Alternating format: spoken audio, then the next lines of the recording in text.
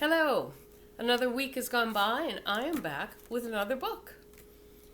With all the cold and snowy weather we've had lately, I've been reminiscing about those warm, sandy vacations we had at the beach when I was a kid.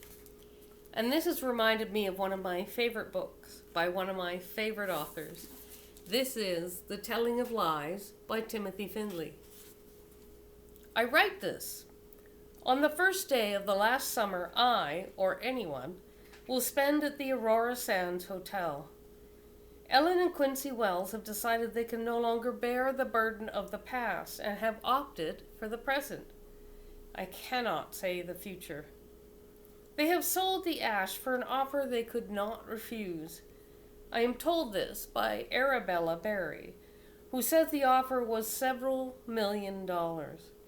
All our efforts to have the hotel declared an historic landmark have failed, at the cost, no doubt, of a mere few thousands thrown to the local assemblyman responsible for the zoning bylaws.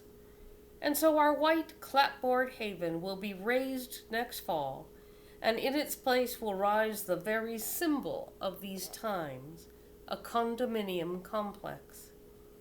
Gracious living, with the conveniences of party rooms, guard dogs, and valet parking, has won the day. On the 16th of August, about a month from now, I will have, if I live, my 60th birthday. What a pity all my summers have not been spent on the beach out there across the lawns, beyond this window at which I sit, back, as always, in room 33.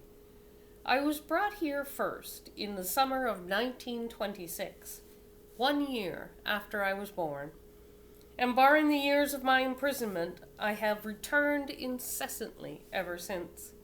But still, and forever, I lack 5 seasons here. They can never be regained.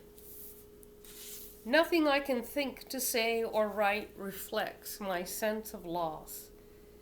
I feel not only dispossessed, but impotent, incompetent.